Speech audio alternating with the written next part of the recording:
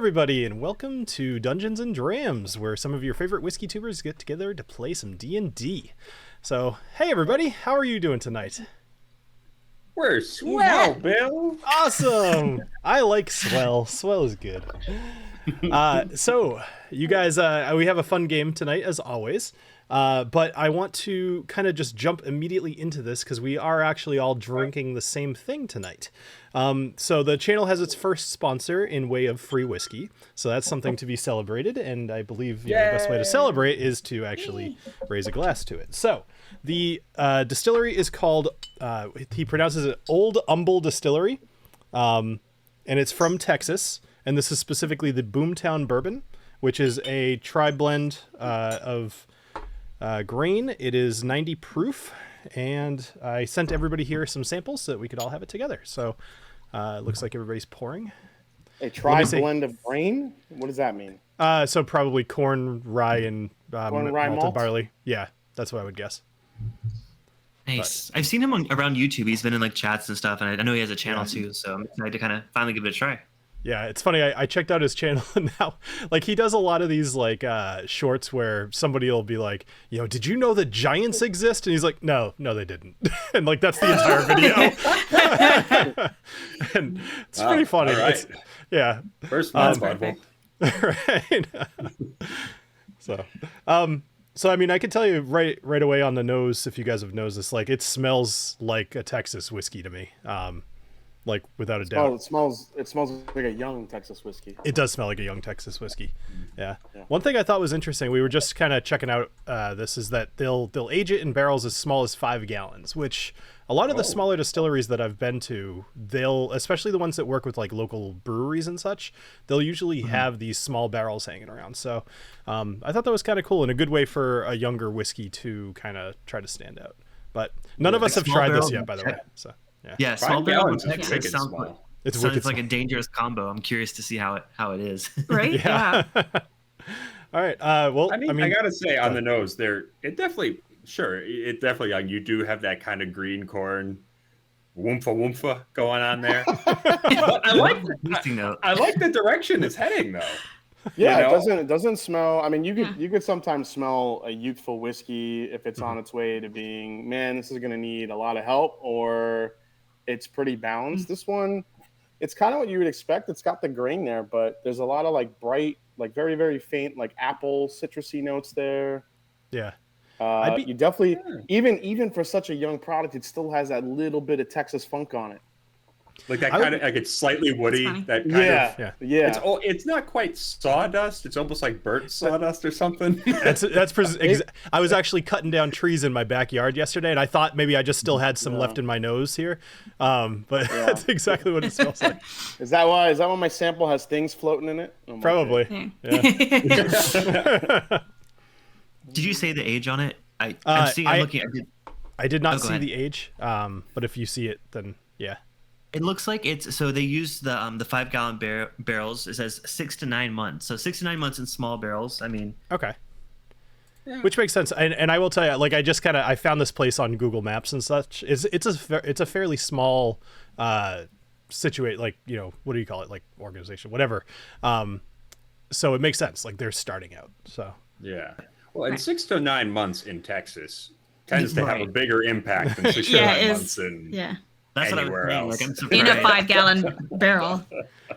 I kind of want a shirt that says "Woofa Woofa" on it now with like a hand. With the hand movement, though. Yeah. You could do like a hologram, so at different angles it's like Woofa. There you go. Speaking of, is Agnomeio going to be Woofa Woofing anybody today? We'll find out. I hope so. I'm gonna get a little taste. Yeah, sure. Let's do that. Yeah. All right. Cheers, everybody. Cheers.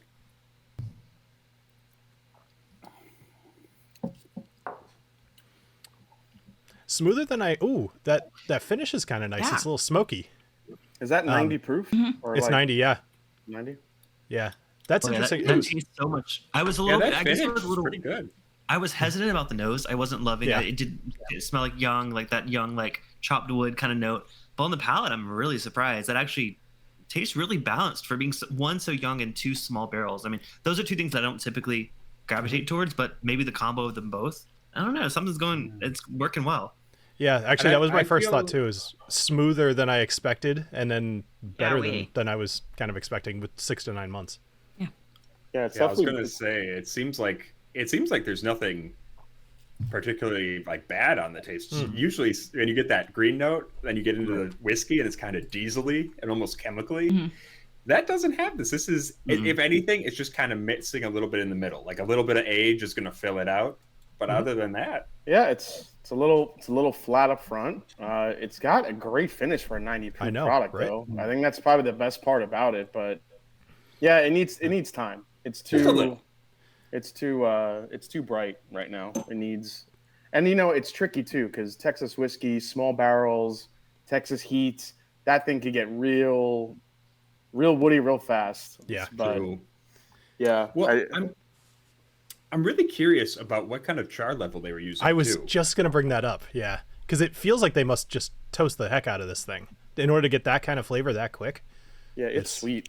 Yeah. Well, I was also more on the finish, the smokiness on the finish. Sorry, go ahead. Just because I've noticed with some of the char number 3 barrels, like the little ones, you get some very intense. It's kind of almost, it's in it like phenolic. It's very intensely phenolic. So I was wondering, are these probably char 3s? I'm guessing, or better, maybe. Yeah.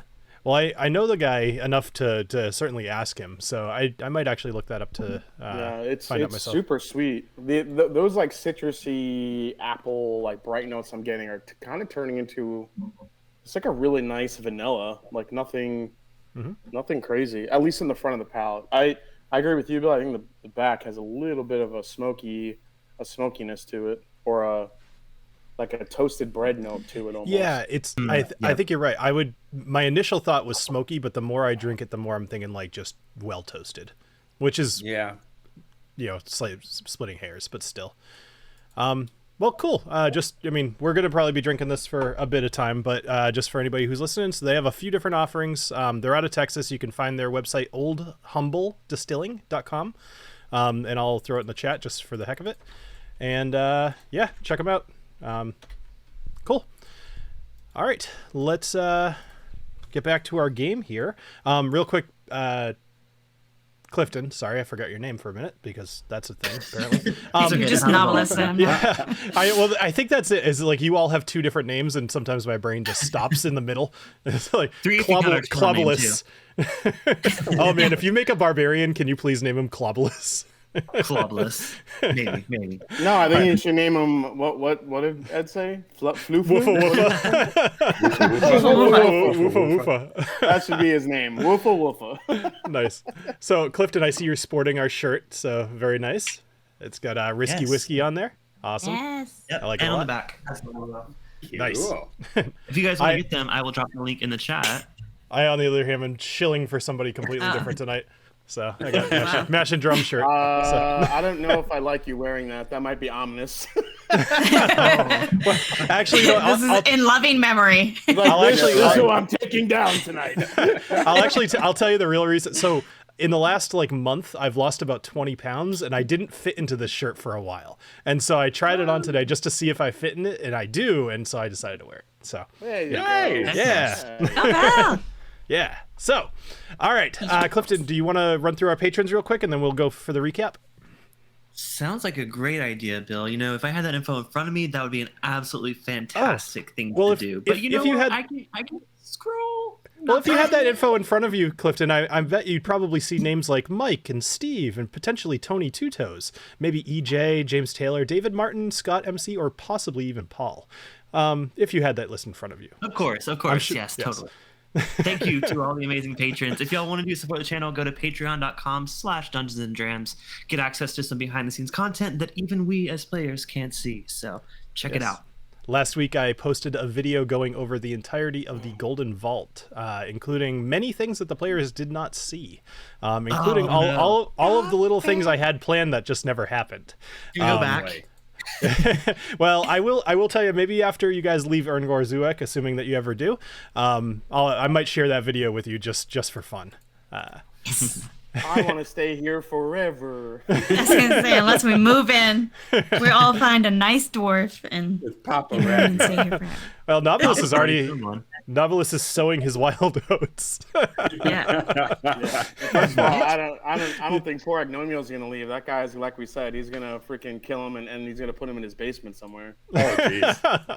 The Agnomeio super fan. Well, at least he's coming on the boat with us, so I can at least make it to the boat. I'm not going to end up in the basement. Sure, that's right. We shall see. We got to get on that airship at some point. So, So, speaking of which, when last we saw Snortimer's soldiers, they were fighting the luminous Colossus Golem within the Chamber of Kings. This is a massive golem made out of sunstone that is put there specifically to guard the Chalice of Kings. Through some trickery and cunning, Alessio had procured the Chalice of Kings and produced a silent image of it still upon the pedestal. Now, one little side note, Alessio, that when we were looking at the spell during the game last time, so all of the spell can only end if somebody interacts with it and realizes it's fake. It also only lasts for 1 minute. So just to kind of make things make sense, it is a cantrip, so I'm totally fine with the thought that you kind of recast it over and over again as time was going. However, keep that in mind as you are now leaving the area, that you will not be able to cast it anymore. So something to think about. All of this, along with some really good rolls and teamwork, were enough to convince the dwarves that the chalice remained untouched and that the Colossus had simply malfunctioned. A combined front by the dwarves and Snortimer soldiers saw the golem defeated. All of this in front of the head of the Goldbeard clan, Ragnar Goldbeard. A fairly thin ruse of needing to gather some sunstone for one of the dwarves in the Golden Market would have fallen flat if not for Ragnar recognizing Agnomeio, the hero of Hobblehaven. All formalities were cut short as Ragnar invited the group up to his home just above the vault in order to get to know Agnomeio better. And that's where we return the group, within Ragnar's home. So, just a moment. It's funny, we end up talking so long that the virtual tabletop usually times out on the OBS stream. So half the time I end up having to log back into it. But so you climb the stairs up into Ragnar's home, following Ragnar, and all 5 of you, 5 including Booker, are walking up the stairs following him. And he's leading you into his library, where you see his wife, Alicia Goldbeard. Now, you've heard her name around town, and she looks just like you would imagine. She is a dwarven woman. She has a beard herself, red hair. She's, about 4 feet tall, and she looks pretty stocky's the wrong word, but like she's probably also a little capable of battle, if not maybe just she's a little old for it. But Hands off, Knobolas. Ragnar, she's not for you. She could be, but so Ragnar watches from the closet. I was just gonna say, it looks like we're locked in his closet. That's it. Well, so this is a little side room with actually the room itself is fairly small. It only contains a set of stairs and a lamp, and there's a door up at the top of the stairs which Ragnar had just opened, and he's now leading you into his what looks like a library. There's a number of, I'll drag you guys in. There's a number of books along the wall, many books actually, and Alicia is actually sitting in one of the chairs reading as you guys come up. And Ragnar says, Alicia, will you please go make some tea for our guests here? We have a celebrity in the house, so maybe pour something a little nice. And he turns around to you guys. Is tea okay? Do you want something a little bit stiffer? I know you just had some combat. What would you like? Tea would be lovely, fine sir. I knew a gentleman like you would like tea. I knew it. Alicia, go fetch tea. And she kind of lazily gets up from the chair, and she looks at the rest of you, like, tea okay, or do you want something else? Yeah, no, all good. I'd like to look at him and say, like, oh, what a beautiful wife you have. And he looks at you, actually. I distractedly nod yes. He's already hitting on her. Oh, my God. I was just going to say, he does look at you a little bit defensive, and just kind of eyes you for a second, Knobolas. He says, I'm just going to smile back. he actually says, have I seen you around here before? Knobolas, was it? You guys had introduced yourself to him in the previous room. You may have heard of me, but no, you've not seen me around, as far as you know. Very strange. Ha ha ha ha ha! Where's that tea? Is that tea here yet? So as you guys kind of finish your conversation, so he looks back over at you, Agnomeio. He says, Agnomeio, take a seat. Let me show you something. And he kind of races over to the table, and he's got a hat sitting on the table. It's got a nice wide brim, and it has a long feather coming out of the hat. And he says, I procured this from over in Lithuania, in Rivière, the home of the elves. I believe that's your home continent, is it not? Why, yes, it is. Quickly, you must put it on. Let me see you in it, good sir. Oh, well, he's looking at you, who I believe, are you still currently wearing 2 hats or just the one? No, I'm definitely wearing 2 hats. Are you kidding? Obviously. So you've got your magical hat over the sombrero de Cordobas. Is that what you call it? Yeah. Yes. That's it. All right, excellent. So he picks up the hat off the table a little shyly, and he kind of looks down at it, and he's, oh, okay, fine, and he puts it on his head. And he's like, what do you think? Sir, I have never seen a more magnificent dwarf and a more magnificent hat. Well, I'm very happy to hear you say that. And you notice that where he picked up the hat, underneath the hat is your book. You see a book with the title on it. It says, The Weep of Noro, a heroic tale of heroic doings and hat wearings by Noro. So good. I'm so excited for this. I didn't know. I like it. Alessio looks at the guy. Did you know he wrote a book? No, I didn't. I already yelled at him about this. Yeah. So TaLin had been kind of ignoring everybody because she was just had immediately gone over to the bookshelves and everything. But as soon as like that happens and the hat is off of Noro's hat, because I was kind of skimming to find it, I'm like running over to see if I can check out that book. Noro's book. And I'm also checking out the bookshelf, and I'm like, no Freud here. Interesting. And I'm like, Knobolas, hand me those top books. I look over to Agnomeio and I say, it is true, the pen is mightier than the sword. Or in this case, the weep.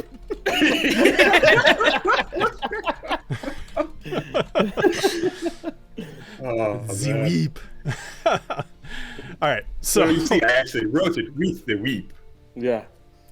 But no, I was gonna say, as TaLin rushes over to try to grab it, I want to like scoop it up, and just as she gets to it, just turn it and my old writings. Are you purposely like trying to keep it so that she can't see it? No, I'm thinking this more of a slapstick move, less of intentional. Oh, I see. Perfect. Awesome. TaLin's trying to look over your shoulder, but she's too short. So Ragnar, he sits down in the chair, and he looks up at you. You guys are about eye level now with him sitting down in the chair, and he says, I wouldn't ask you to read anything, but there's many chapters in this book, and the book is written as if a series of short stories. And he says, which one is your favorite? I don't know why I'm doing your voice all of a sudden. Which one?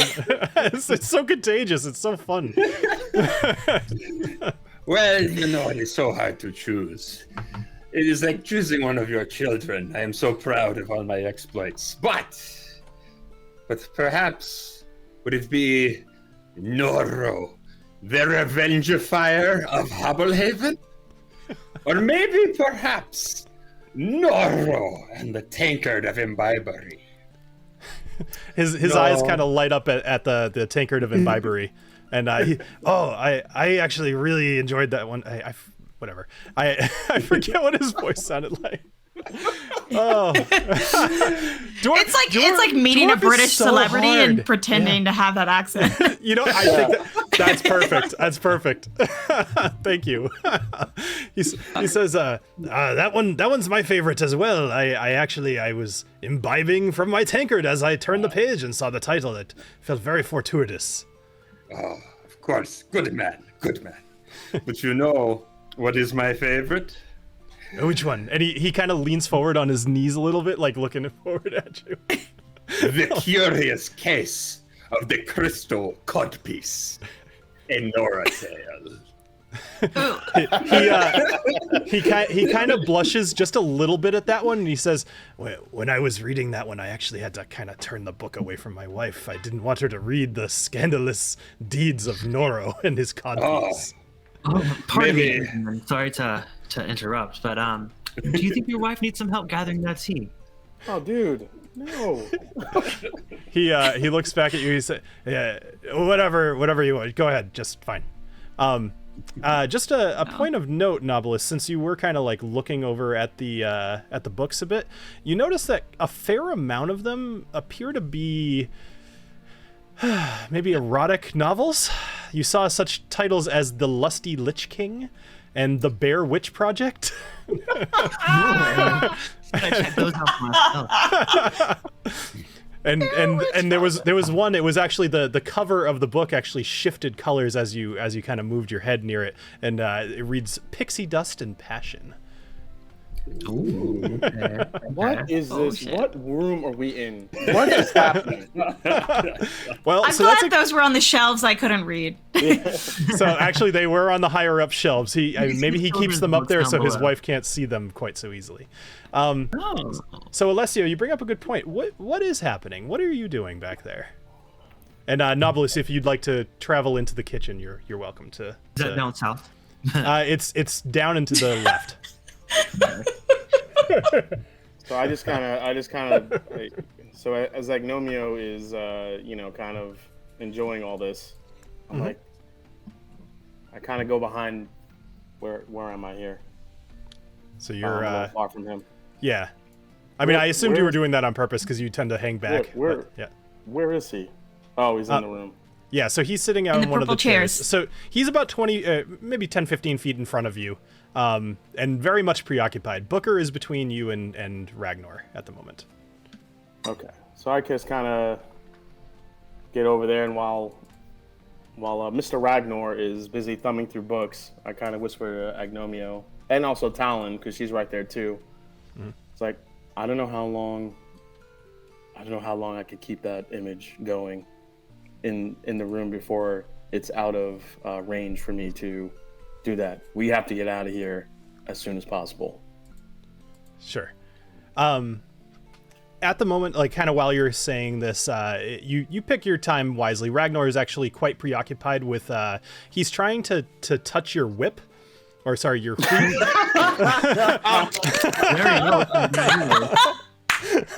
Jesus out. Oh, this is fun. So anyway, he's trying. He's looking at Spiccolo. Expected. He's like, can I try it? That just, those words were not just uttered. I once let someone hold my whip. That's the next T-shirt right there. Can I touch it? Can I touch your weep? Can I touch your weep? Oh, in so many markets is all I gotta say. But he did not know what to do with it. But you, my friend, I believe I can trust you. And I'll hand it to him.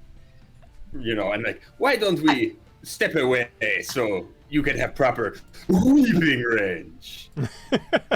I mean, anybody who has that many erotic books knows how to handle a weep.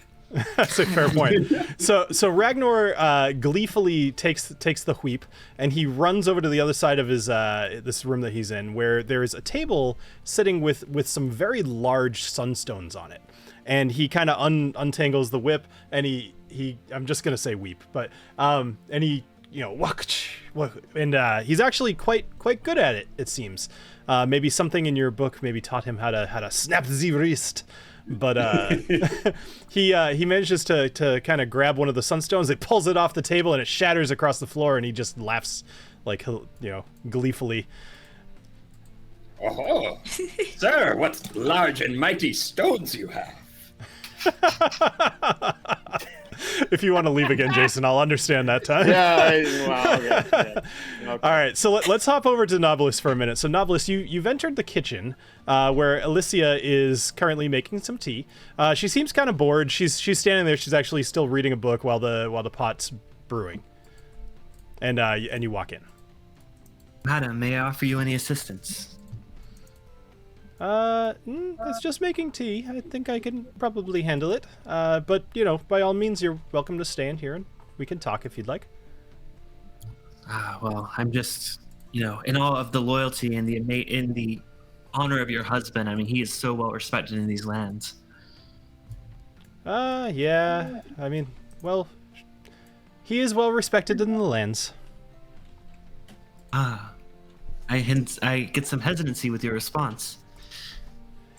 Let me ask you a question. Have you been in town for a while? A few days. Have you seen my husband out and about? He's kind of hard to spot in the crowds, me being tall and him being, short. And completely covered in gold? And you being tall above everybody else, he's very hard to spot? Okay, I see. Okay. Where would I have seen him in town? That's part of why I was asking. I was hoping that you would tell me, but that's okay. If you haven't, I'm not going to push the issue. And she takes the teapot off of the table or off the heater, and she kind of pours a few cups and she says, "Will you help me carry this tray at least?" Yes, but part of my intrusion. But isn't loyalty such a big part of your clan? I mean, what if someone were to, let's say, be a bit unloyal? What would happen with the reputation? What would happen to the reputation? Make a persuasion check at this point. Just regular.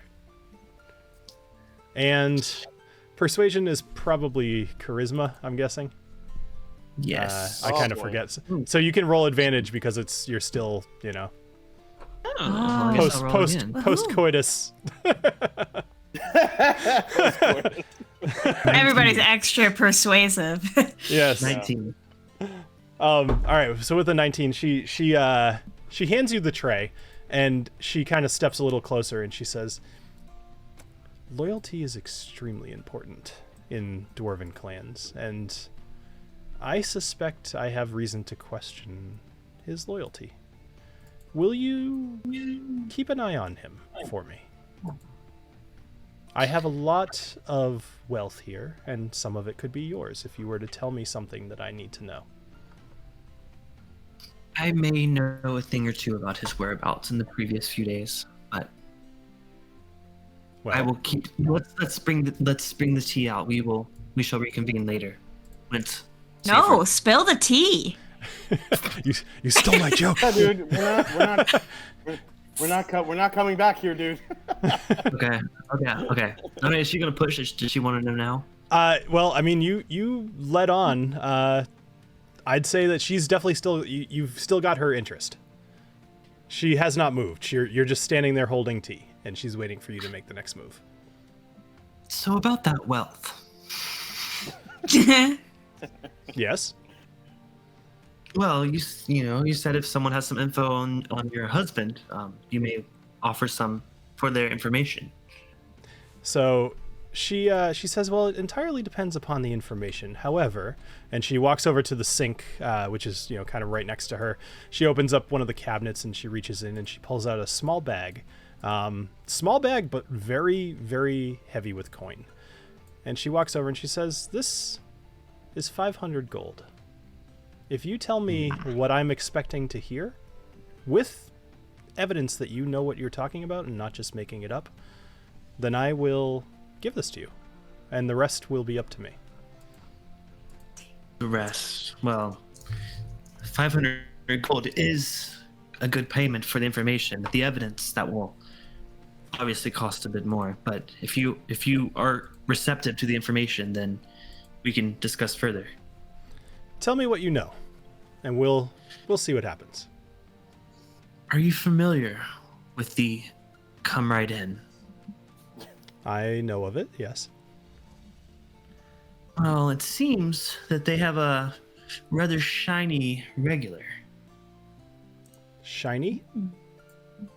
Perhaps with a gold beard. Perhaps. Okay. And if he is regular there, is there somebody specific that he is seeing? Indeed there is. You don't have to and reach my hand out like I'll reach out my other hand. I'll have the gold bag in one hand, and I'll reach out my other hand. All right, so you're holding a tray of tea with one hand. You're holding the bag with the other hand. Listen, sorry, he balances the tea on his ginormous. You hang the teacups from your nipples. Of course he does. Of course he does. Sorry. Okay. So anyway, she holds the bag kind of tightly as she's handing it to you, but she's holding it, and she says, "Tell me who he sees."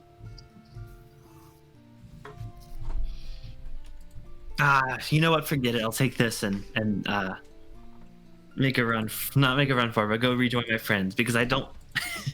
Side note: I don't take good notes. I have a name, but I don't think it's the right name, and it will be stupid if it's the wrong name. So I don't want to accuse anyone. Just say the name, and then it could be metagame if it's not. It's fine. Lysera? So Alicia that's his wife. That's who you're talking to.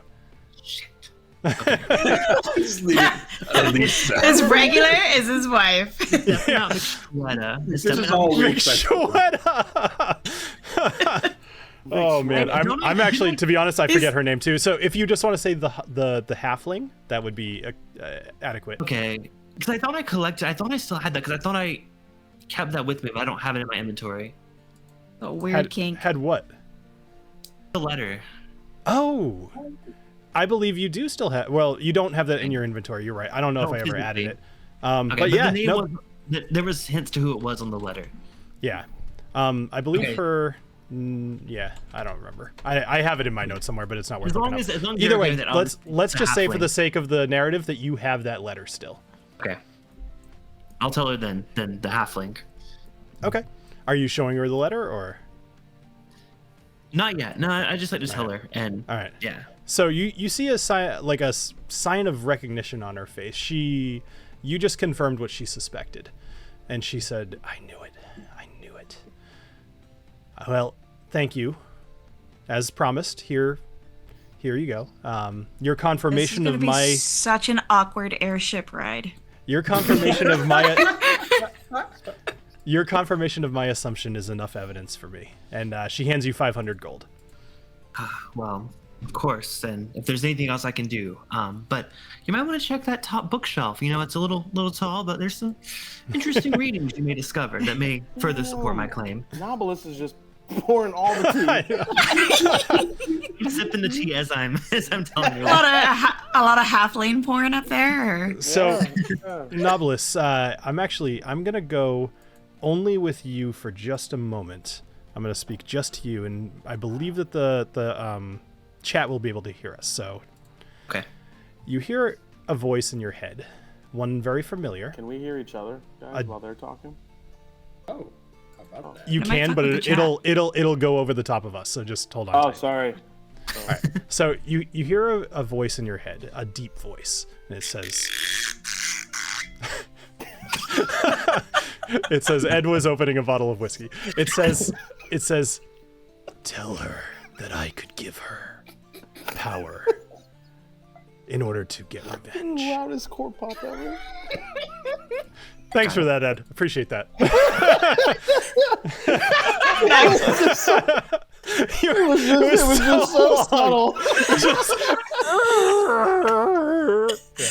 Yeah. Awesome. That was the greatest thing ever. Man, all right. Sorry. That's all right. This is very standard for us. It's totally fine. All right. Anyway, so he just was just so. I know. Not to spoil anything, but Bill had just said, and he says, and yeah. It was perfect. It was like you hear a voice, and it says, Ragnar. It rips a new one first, and then. Oh my god. Anyways. Sorry. Before I leave the room, I'm carrying the tea. I'd like to turn back to her.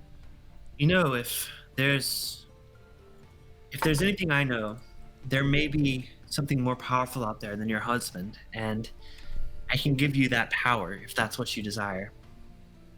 Power? I have plenty of power. I mean, beyond this realm. Elaborate. Huh?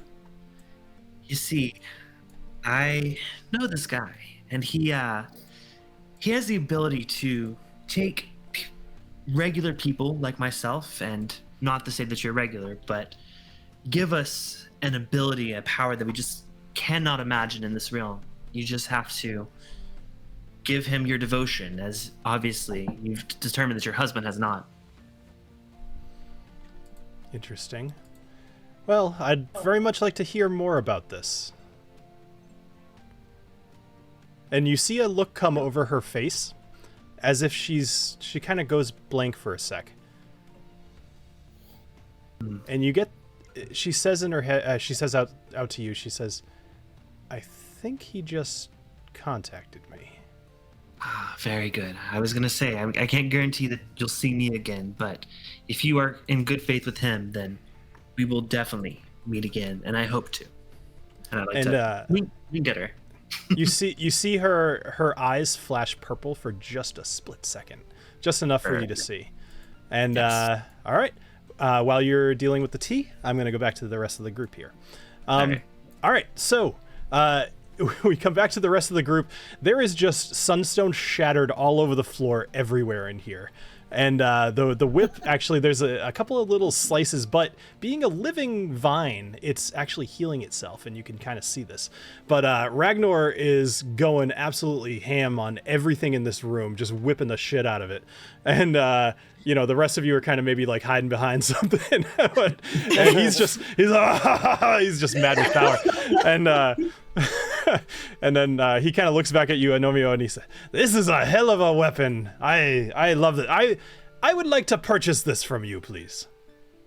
Oh, my friend, my lord, my king. No, I'm sorry, but Speculo is not for sale. But you know what? I think I have something better for you. Oh, he hands you back Spiculo real quick, and then he's like, "What?" I want you to hang on to something for me. Take off the sombrero. No. Ooh. What? It seems I have too many hats. I know, no such thing, but perhaps you could hang on to this one for a time. Even Booker gasps. Booker's standing there in his top hat. He's like,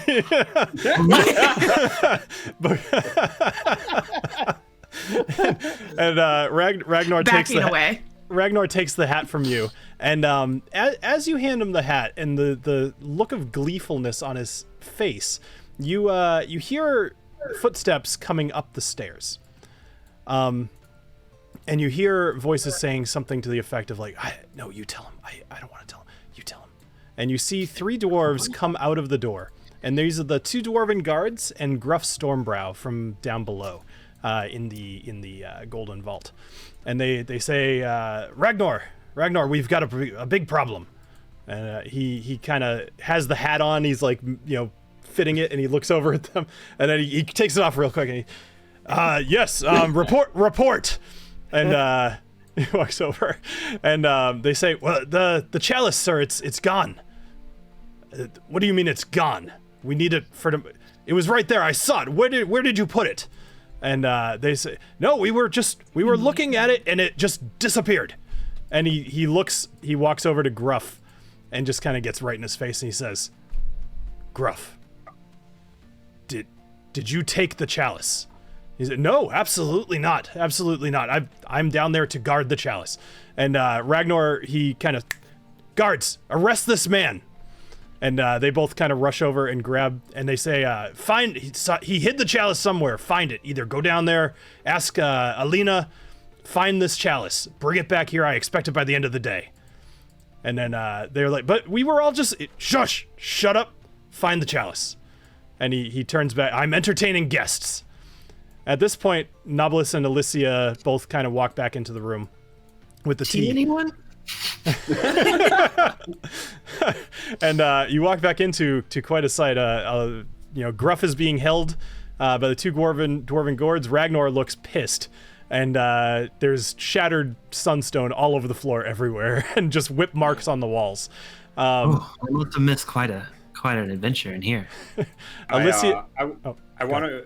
Oh, if you got something, go for it. Please. Oh, I was going to run over to. We've got all of the sunstone that we had before, right? We like all of it. Yes. We've gathered it. Yeah, okay. I don't remember how much you guys have, but it's many pounds, like dozens of pounds. My lord, I fear you are making a terrible mistake. My lord, I believe I know who took the chalice. When we were coming here to deliver this drill, which of course we did nothing else, we just brought it straight here, we saw some very strange dwarves sneaking around. They were all dressed in black. And, I believe I had seen these dwarves before at this particular address. And I want to give them the address of the guys who got in Knobolas' face. Oh, perfect. I love it. So you're gonna tell them about the obsidian blades. Awesome.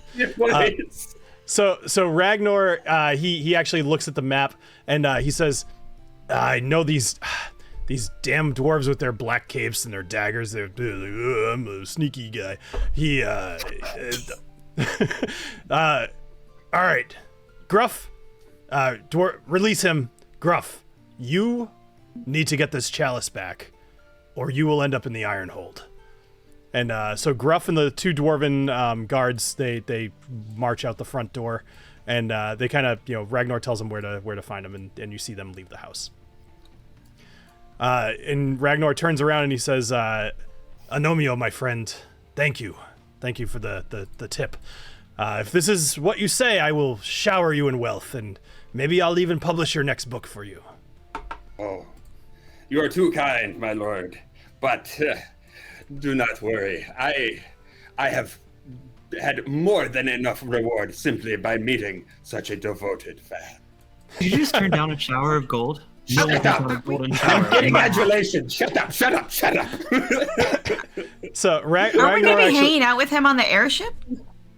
Like later today? Presumably, yeah. I mean, he is scheduled to be on the airship, so. I think we got him. Yeah. We got to get out of here.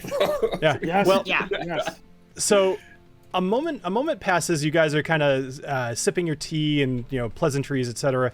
And you're talking about how you need to get going, etc. But he doesn't look like he wants you to leave. He's sad, but he's not going to stop you. However, as this conversation's happening, you hear outside a loud explosion. And this explosion is followed by the sounds of screaming and yelling and just absolute panic right outside the doors. And Alessio and Ragnar both look towards the front and they rush out of the house. What are you doing? We follow them. I'm following them. Mm-hmm. Okay, cool. Yeah. All right, so you emerge out the front of the house and you see that Erngor Zuek is completely on fire. And there are many, many boulders that have fallen from the cavern ceiling and crashed into the earth. Are those fucking kobolds? All surrounding you are... Actually, you guys are a little up here. All surrounding you are buildings that have been crushed. People struggling out of just collapsed buildings. Things on fire. And these red kobolds running around saying... We are done being the servants of inferior masters. The Underdark shall rise again, and with the new masters, much more powerful than you. And Christ. You look around at Erngor Zuek. There is a plume of fire, and even like the smoke is red, and with the red lights kind of from everywhere, it's actually hard to see. It looks like just a hellscape before you. The pit is filled with smoke.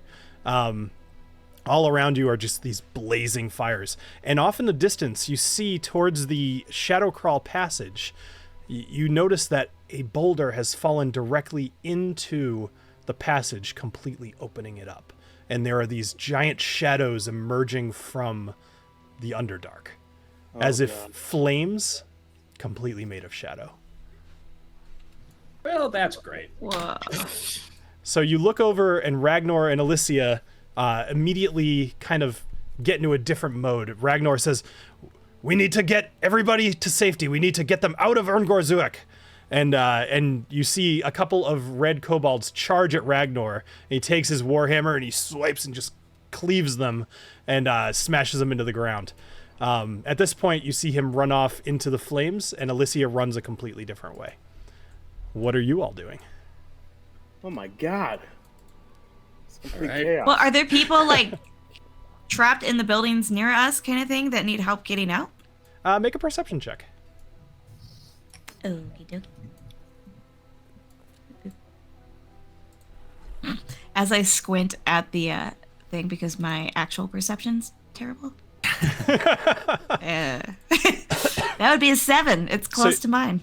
So you're looking around and you see that most people, like any of the buildings that are on fire, if the building itself hasn't been completely demolished to the point where you do not expect any survivors, the dwarves seem to be helping each other out. You even see a few of them just banging on walls with hammers and breaking down walls to get people out of the smoke-filled buildings. It seems like, at least what you can tell, people are handling the situation. And are the kobolds like running around? There are a number of kobolds. Many of them are up on top of roofs, and you see a couple of them are holding these flags with a three-toed print on it, and they're kind of waving them above them. And there's a whole lot of down with the oppressors and release those from the Underdark. Just chants and screams of victory and carnage. Guess it's time to murder some communists. Take down the Reds. Right. So let me ask you guys a question. Which direction are you heading? So looking at the map, which direction are you going to go? Would it be east? I would assume towards the airship, right? The entire place is east. I know. Well, no, the pit, like where you said the Underdark door opened and things were coming out of it. We gotta go kill some beasties. Yeah, I don't think we should go towards the shadow people.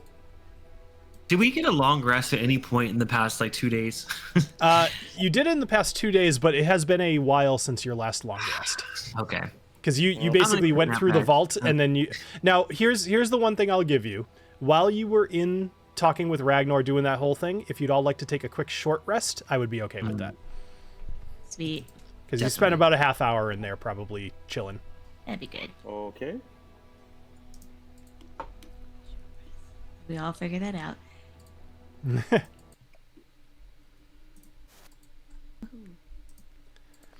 All right, so while you guys are doing that, I'll just tell you, I've been drinking this Boomtown, and this is, like I said, it's better than I was expecting.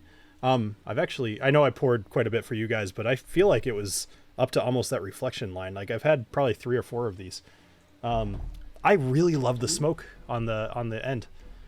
I will say, to me, it doesn't drink as much like a Texas whiskey. Actually, I grabbed a different one, although it's a little bit different because it's a blend with Texas and Indiana whiskey. But I grabbed this one, the Saint Sally. Oh, yes. And to me, nice. I get so much more what I consider Texas funk. I'm not finding on this one, and that could be a good thing because a lot of times that's overwhelming. Well, I would not put this in the same lane as Iron Root either. So, no. I just wanted to grab another Texas whiskey. I'm just saying this doesn't have the typical Texas funk that I'm used to. Sure. It's not quite as that. Sometimes they get weirdly tannically bitter kind of. That's it. Yeah, bitter, but still young tasting, and this doesn't have that. Cool. Sorry, I'm dumb and thought I rolled a 0 and was really upset. And it turns out on a D10 that's a 10. I was like, you can roll a 0? This is bullshit. All right. So it looks like you guys have done some healing. Alessio, did you roll any hit dice? Or do you want to? I just rolled the short rest thing. That's it. Okay. If you want to roll hit dice in order to heal yourself, then you could do that too. It is the little. Actually, it should have told you that you could, but you see where you have the No, it number doesn't 9. after that. Yeah. Oh, if you see where it says 9 on the bottom right next to your hit points. So it's got like where. So if you click on that, it will let you roll hit dice, so you can heal yourself. The tea was rejuvenating. All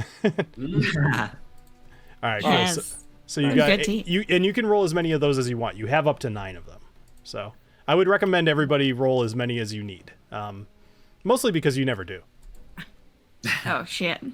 That's why. Not because we're addressing the Underdark. Also, TaLin's like back there, like pulling out her Underdark book and trying to like catch any hints. Yeah, that's fine. I will absolutely keep that in mind if you happen to run into any baddies. So the first thing. I have my phone up. So first things first, I would like all of you to roll a d6 for me, please.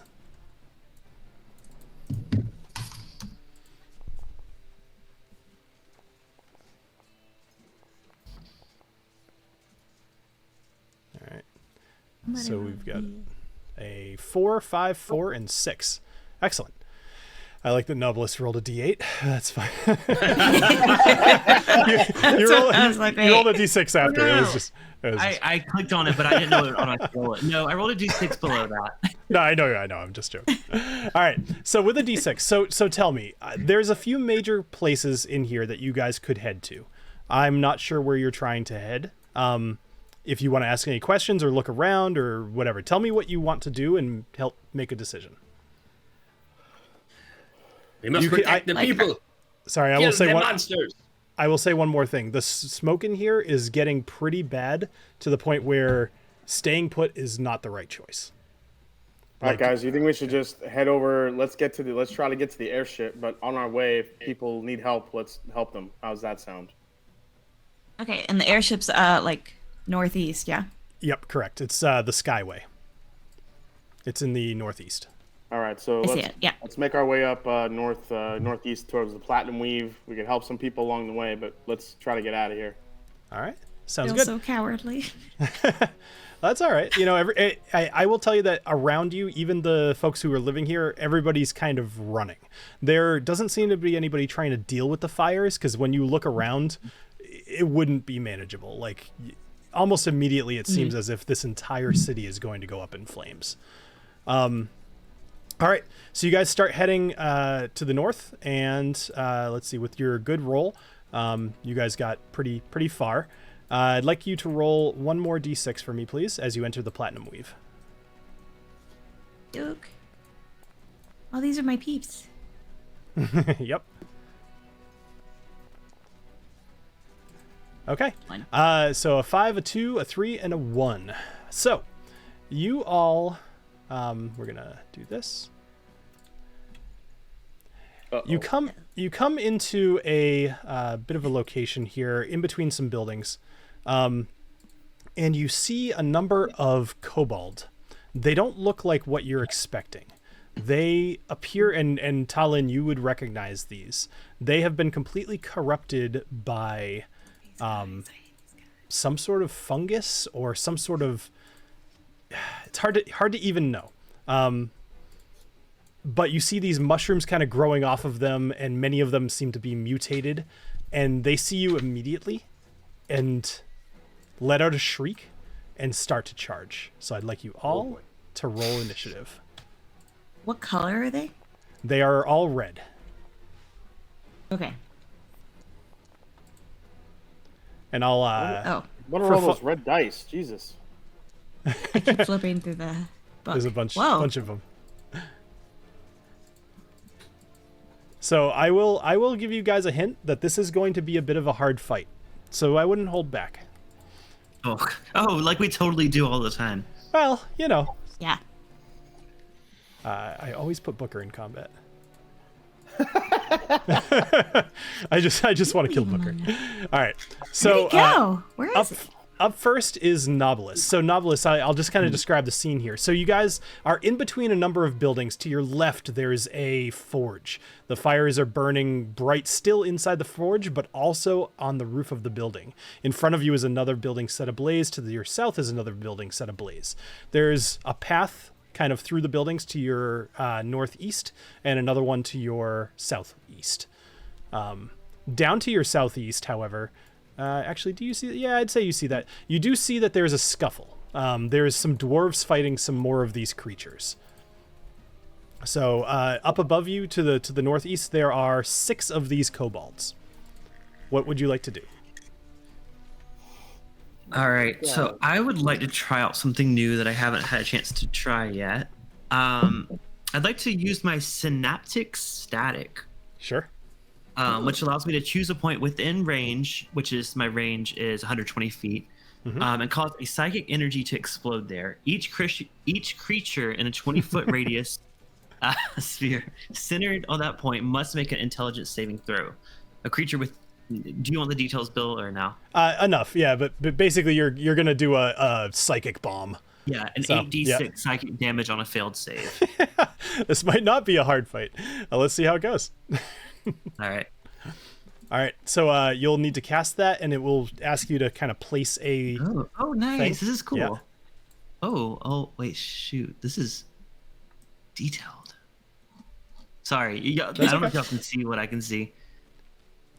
There's no way to get them all. You know what? This is close enough. I'm gonna go for this. All right, cool. So you kind of just channel this. You look blank towards them, and your mind kind of sizzles a little bit, and you just push this psychic blast towards them. So all of them need to make a DC 18 intelligence saving throw, which I could tell you that a lot of them are going to fail. So I need to roll this like 5 times, so give me a minute. So that one's going to be a fail. Take your time. This is a fantastic move by you, by the way, because I had them all clumped. So 16, that will fail.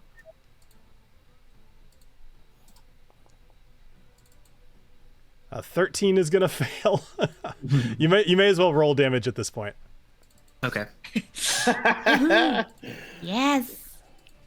A 5 and a 9. All right, so all 5 of the ones that you were able to target are going to take this damage. Okay, so it's just want to make sure targets if they fail. Okay, 8d6 damage. Yep. So you should be able to roll. Yeah. I just want to add that they also will have muddled thoughts for a minute after after that. So. Yes. It's my own damn fault for clumping them together. But you know, they were like destroying the building. It makes sense for them to be kind of gathered together. Yeah. Holy crap, that's a lot of dice. 30 damage. All right, 30 damage. Let me just double check real quick, because I think that's going to kill most of them outright. Let's see. Yes, it will. All right. Well. Damn. And that concludes today's episode. Thank you guys for So you see a number of these kobolds. They start running towards you, and you immediately do this move, and they just fall to the ground. Their noses, where you think their noses are bleeding, and the mushrooms that make up their heads explode. wow. There is one kobold left up at the top, and he seems like this little tiny short thing. He's got a really, really massive mushroom on his head, and you see these little kind of spores kind of floating around it, like floating out of it. All right, I mean, is there anything else you'd like to do with your turn? Is that enough for you, Clifton? Use Dark One's blessing to get some hit points from that kill. So yeah, you do. you get 5 times whatever you're supposed to get. All right, I'm gonna assume that's the end of your turn, though. Oh no, I'm just kidding. Yes. I'm gonna action surge. There's more. Right. TaLin, you're up. So Booker can't quite get to this guy, but can he dash? Is he allowed to dash? He could dash, but he can't do anything when he's there. So that would be his action, and he wouldn't be able to attack. Correct. You'd basically be putting him next to the enemy and saying, "Good luck." So. Have fun. Okay, cool. Well, thanks for killing all the ones that were within any proximity. You're welcome. So, but I'm just going to shoot the one survivor with bow and arrow. All right. So go for it. That's all I...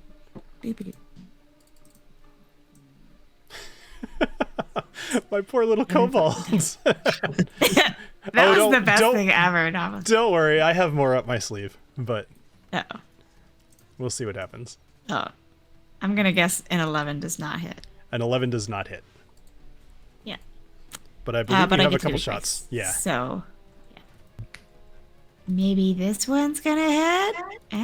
Nice. Oh, 25. Oh, there you go. All right. 25 will definitely hit. Okay. Roll damage. Up. It's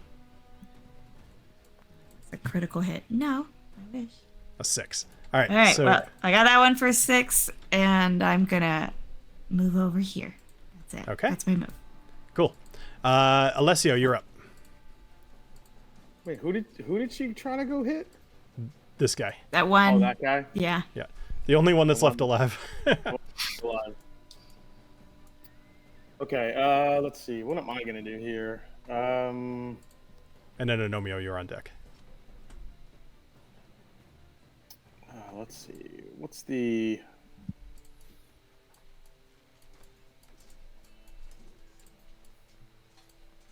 Oh no, I don't want that. Oops. Do you want a minute? We can go to Agnomeio first. It's up to Yeah, you. go to Agnomeio first. Knobolas fucked us all up because we're all like planning. We can read That's this all one. God. Agnomeio, what are you doing? All right. Before anything else, now that Ragnar is no longer around, I lift up the sombrero, pull out an identical sombrero de Codpiece, put it on, and put the sombrero over it. Oh, that makes so much more sense now. I was surprised, I'll be honest. I have one for all of my fans. I have 25. And then I'm going to run over to here, and I'm going to take a pot shot at the one closest to me with my shooty crossbow hand shooty bow. Okay. All of a sudden, we're all using our range weapons. Yeah, I know, right? Did you get a nat 20? Somewhere in there, and 2 nat 1s. Yeah, sorry.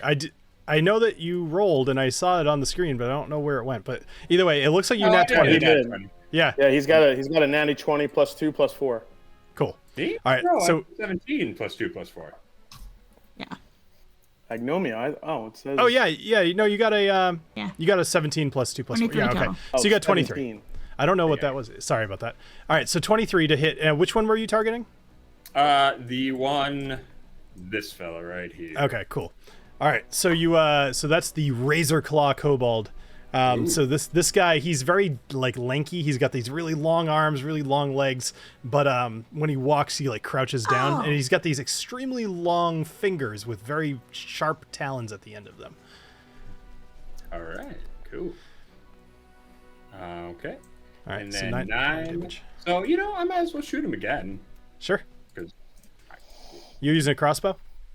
Mm-hmm. Cool. All right, so I did not see that there were a bunch of more creatures. I didn't see them either, and then Bill rushed me to end my turn. I could have walked a little closer to them, but it's fine. If you want to use your movement, go for it. Okay. So, does an 11 hit? Passive aggressive much, but that's fine. Yes, sorry. I'm sorry, an 11 does not hit. I thought that was rolling for damage. Yeah. All right. Cool. Then I am done. Cool. All right. So the first arrow goes into him. The second one does not. All right. Up next is Alessio. All right, so I'm going to dash about 60 feet here. Mm-hmm. Which brings me to about there. And then I'm also going to use a new spell, Okay. which I have not used yet, called the Thunder Wave. The Thunder Wave.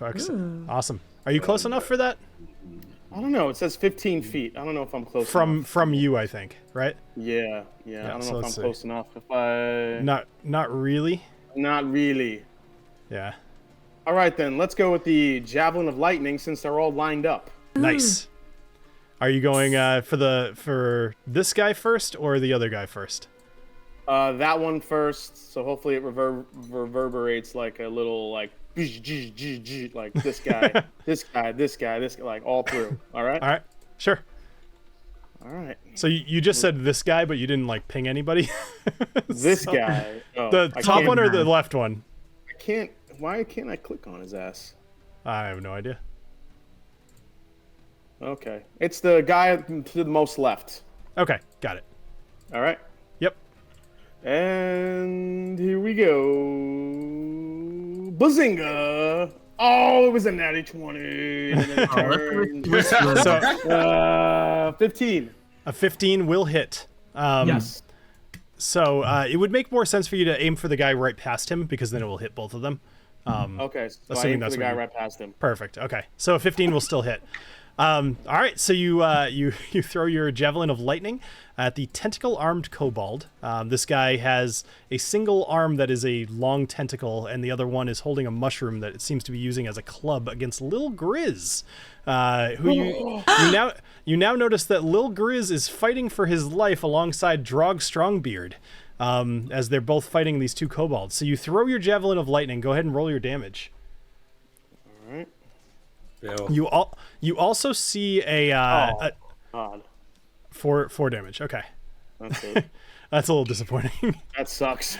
But actually, I think it works different. I think 4 damage is what the people in the way get, and then the final guy gets like a big chunk. Double check your spell and then roll for damage and let me know what it is. Yeah. Yep. All right, cool. Up next, I finally get a turn. All right, so the Razor Claw, the one that was kind of in the way here, he is going to actually rush towards you, Alessio.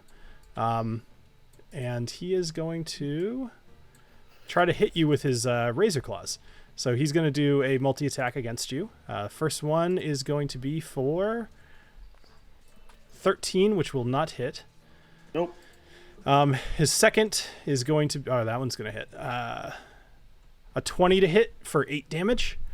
So he swipes at you with... The first one misses. Second one's going to hit for 8 damage. So go ahead and apply that to yourself. And he's going to use the rest of his movement to kind of just settle up next to you. So he's you're in between him and Agnomeio. Up next is the Mushhammer. So Mushhammer Kobold has 2 of these big mushrooms and uses them like mauls, and he just beats on people. Now he's currently engaged with one of the Dwarven guards, so I'm going to have him just use his Mace Shroom, which is what it's called. It's a Mace Shroom. Oh, I love it. So that'll hit, and then let's see. The second one will not hit. Does he get disadvantage for the dad joke? No, actually, if anything, he gets like a wish spell. It's just perfect. All right. Up next is our little guy that you guys left alive. So I'm not going to tell you much about him. He's going to move his full movement 30 feet. Actually, he's going to move he's going to move all of his movement to get right in between Knobolas and TaLin.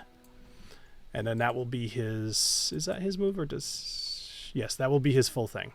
All right. Up next is the Mycomancer, which is... sorry to interrupt. Does she get an attack on him by him getting that close to her? Nope. Only if when he leaves. I think we get flanking, though, later. I see. Okay, just want to make sure. You will. Okay, so the Mycomancer. So this is another guy that's kind of like... that's funny. I put the wrong image. That's fine. It's kind of like this really small... mushroom-shaped kobold guy, and he kind of holds his hands up to his head, and he is going to take forever to make a move. Sorry about that. He is going to use Misty Step to go... Where's he going to go? He is going to go over here. So he's going to use his Misty Step. And then he is going to use a cantrip, since he already cast a spell. And he's going to poison spray at TaLin.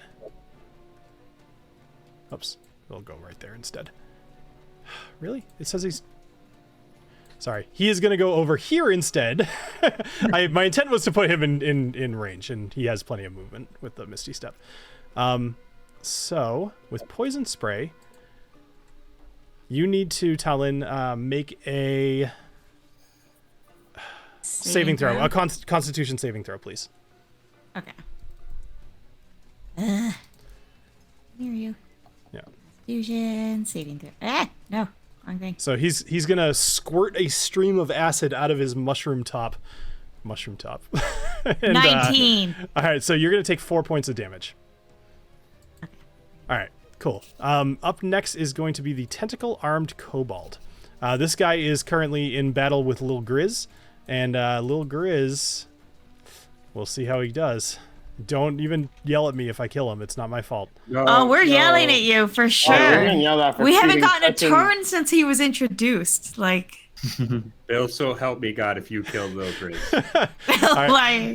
Lil Grizz is going to take 7 points of damage. Lil Grizz, he backs away just a little bit, and because I fear you all, the tentacle-armed guy is going to make his second attack at with an unarmed strike at Drogon. Actually, you know what? I'm going to even say one more thing. Lil Grizz takes the first hit, and Drogon jumps in front of him instead. Yeah. And pushes Lil Grizz out of the way. Lil Grizz looks a little sick, though, as if maybe he's gotten poisoned. And Drog is now in between Tentacle-Armed Kobold and Lil Grizz. All right. Up next, we have some new combatants entering the arena. Oh, boy.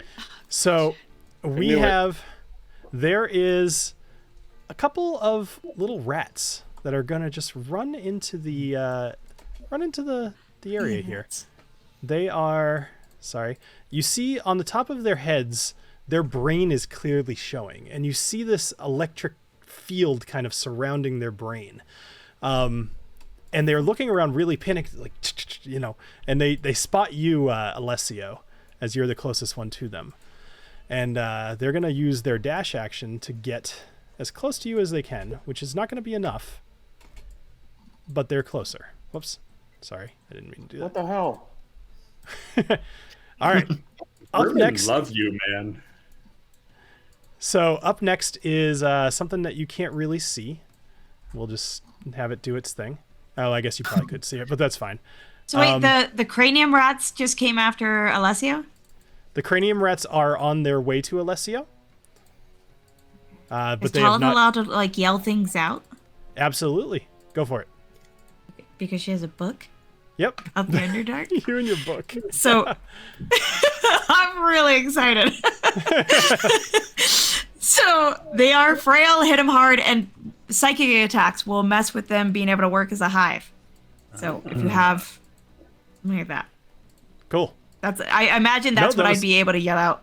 That was perfect. Real quickly. Awesome. In time. All right. So I'm just going to move a couple of things around the field here. And cool.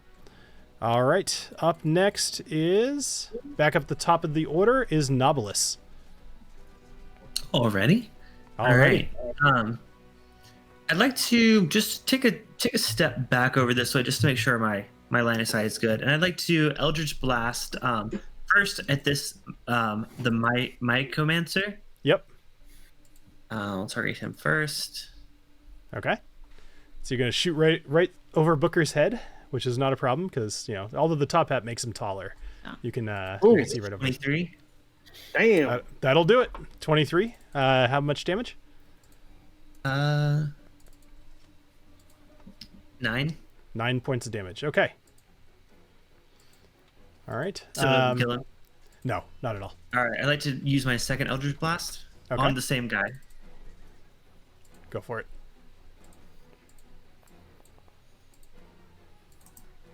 18 will hit. All right. Damage. 15. 15. Oh, wait. I confused my zeros. I had the same thing that Adriana said. Yeah, well, like on a D10, it only has 1 through 0, right? So okay. Well, it depends on the dice, but still. All right, so you do another 15 points of damage. It is looking real hurt, but it's not dead yet. All right. Anything else? No, that's it. All right, TaLin, you're up. You and Booker. Okay. And then on deck. Is Knobolas still... Are we still, like, technically flanking... No. This guy? Nope. No? With Knobolas? Oh. Nope. Well, you can ask a few more times if you'd like. I'm just trying to... Are you sure? Are you absolutely Absolutely sure. Yeah. We're at like a 90-degree angle. I think it counts. He's 10 feet away. All right, go for it. Oh, what are you doing? You have to be. Booker is going to go after him with. Mm-hmm. Yeah, Booker's going to go after whatever the hell this guy. It doesn't spore infused. Okay. With his bracers of the winter wolf. Okay. So this should get him. All right. So Booker is going to move towards the one with the spore infused, like up, down. Like right I'm confused, Bill, because why wouldn't they get flanking now? Like I'm like coming to their defense now. Like they're like right up on it. So let me explain this real quick. So you are up here, which is 10 feet, or like you could still be down here. You're not close enough to be flanking, is the thing. No, not me. I'm not talking about me. I'm talking about them. Well, so no, I was thinking of Knobolas. Yeah, if anything, you guys are in trouble. but yeah, we're being flanked. Yeah, right. But even still, technically, if Booker moves away, if Booker moves away from the microman, like I guess if that's technically moving away. Right. Let me just do this real quick. So let's say Booker wasn't like, right now. You would be being flanked with Booker in the middle. None of you are flanked. The flank needs to be two people on both sides of a single person. Gotcha. Like back to back. 2 or more. Yeah. Dog and woman. Picture it as like you're fighting over here and somebody's just punching you in the back of the head, right? So like you don't see it coming. So if Booker goes against the spore infused, does the other douche get an opportunity to attack against Booker? He sure does. Is that far enough? Okay, then Booker's gonna go against the Mycomancer instead. Mm-hmm. Okay. He did already roll. Okay, sorry, I didn't see that. 16. So 16 will hit. Yep. All right. Yes. Yeah, I'll just tell you, no matter what you roll, it'll be enough. So the Mycomancer ends up dead. Booker, gets him with his Winter Wolf, and the claws extend, et cetera, and dead. Mycomancer falls to the ground. All right. Yeah. Booker looks real happy and licks his butt. Yay! Booker does not lick his butt when he's happy. Oh, but Booker licks his butt every time he kills somebody. It's canon. So that's not a thing. That's not a thing. That's not what Booker does. Right, what so that was, Mm-hmm. I mean, and technically, I really just want to stab this guy with a machete. Okay. But I'm trying to see real quick if flame might do more damage, which I think it might. Where'd it go? Hold on. Yeah, I have produced flame, and technically it works for damage. Got it. Which I didn't know until recently. Oh, this thing's not marked. So I'm gonna try that. What the hell?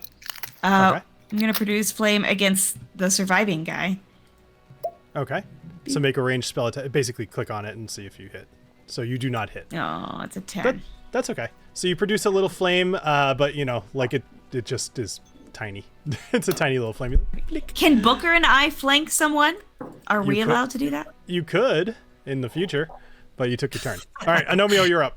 All right. I haven't moved. I've given you enough. Go ahead and move yourself if you want. You had enough time. I draw forth my flaming sword. And as nice. I do, I take out a little fireman's cap, a helmet, and put it on top of the spear. Okay. And then do you want me to just give you like a spell that lets you change the way your hat looks? Would that be okay? I just assume I carry enough for any situation. So you put on your fireman cap over your 2 hats. The pith hat that you had before, you just paint it red real quick. There we go. You rub some dirt on it. Yeah. All right, go ahead. What are you doing? Right, I want to run up. I want to jump off of Alessio's back. So I want to run up and Alessio, platform, and then I'm gonna jump on his back and do a flip as I come down on the razor claw. Okay. Excellent. Love it. Better come with advantage. Well, let's do this. Roll acrobatics for me. If you roll over a 10, I'll give you advantage on the attack. For fun. Yep. All right. Advantage on the attack. Just saying, you stole that from Bofura. Did I? Platform. All right. Go ahead and roll attack. Attack. Okay. Attacking. Get him. Is rapier. I forgot to roll that it was advantage, but that's okay. That's fine. I'll do it again. All right, 12 and that'll 23. hit. Yep. Yes. Damage. 15 points of damage. That's just enough to kill this Razor Claw Kobold. So this guy, this whole thing is happening as he's attacking Alessio from the previous turn. He's like, swipe, swipe, and you come flying over Alessio's back, and you lunge over and stab him, and the thing dies. Perfect. That's actually why he missed his second attack, is because you killed him. Yeah. Yeah. And I looked down, I said, thank you, Agnomeio, but portobellos are better. All right, anything else, Agnomeio? No, I'm good. All right, Alessio, you're up. All right, well, I see these rats coming at me. Mm-hmm. So the new snakes. The new snakes, which I'm terrified of. So I'm going to... I don't know why I'm doing this, but I'm going to... Dancing. Yeah. I'm gonna use my dash action to kind of get, because since they're going straight, I'm gonna come right about. Hey. No. I'm not doing anything anymore. How do you so I clicked one of the tools on the left. So click on the picture of the person on the very top left. It's token controls. Okay. Yep, and now you can move. Token controls. Nope, it's not letting me do it. Right. You might have to click the top right one to the right of it. Also. Yeah, it wasn't letting me drag either, Bill. By the way, I noticed that as well. I had to just do it with my. Use your arrow keys maybe and just. Yeah, I got it. All right. Oh, maybe not. Sorry, that was me doing that. Ping on the map where you want me to put you. Everything should be working properly. I'm not sure why it wouldn't. My arrow keys were working, but my I couldn't drag. What the hell is happening? I don't know. Oh, there it goes. Okay. Or did you move me? I didn't do that. Nope, you did that. Okay. So now it's working. It wasn't working earlier, though, I swear.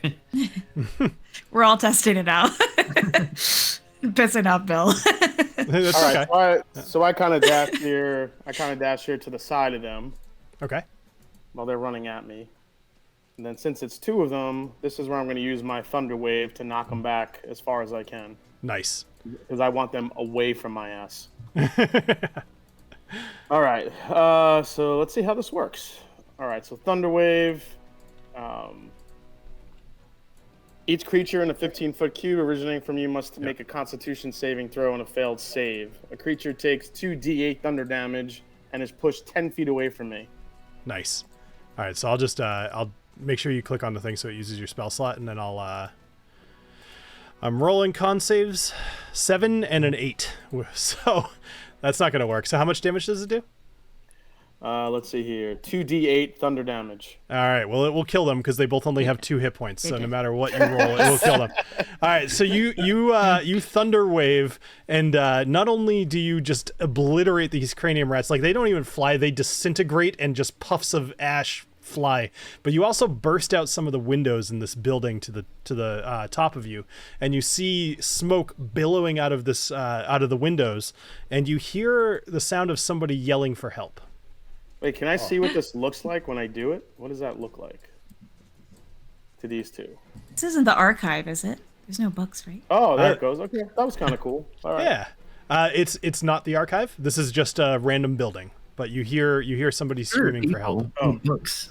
All right. So after they're disintegrated, I kind of yell to the clan, "Somebody needs help. I'm going in." All right. Cool. And you use your bonus action and your action, so you actually should have some movement left if you want to. Yeah. So I'm going to. So this is the house right above me. You said. Correct. Yep. So the let's say that the door is kind of like shattered, like you could get through it with a decent strength check. So I kind of run to here, and I could do a quick strength check because I want to burst through the door. All right, go ahead and roll strength ability check. There you go. 11, which is also at 14. Perfect. So that's plenty to burst through the door. So you burst through the door, and you see inside there's a female dwarf who's trapped underneath for a bookshelf or a countertop or something like that, some piece of wood. And you see that the wood is actually on fire, and you could tell that she's starting to burn. Ooh. Oh, Jesus. Okay, so... I mean, do I have a turn left, or I can't? I'll give you a little bit of leeway here. What would you tell me? What you'd like to do, and then we'll figure out on the next turn what you're gonna do. I want to use my my Rheingeist Glacial Sting sword that I have. Sure. And basically, what I want to do is use the Cold Aura, because I draw the weapon, and it unleashes that non-magical. It can extinguish non-magical flames, which I would imagine this is what this is. Yep.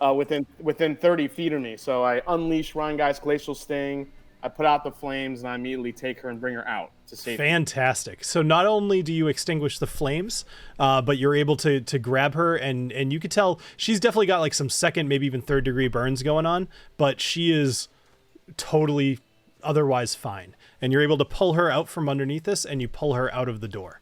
Awesome. Nice job. Awesome. Thank you. That was a great idea.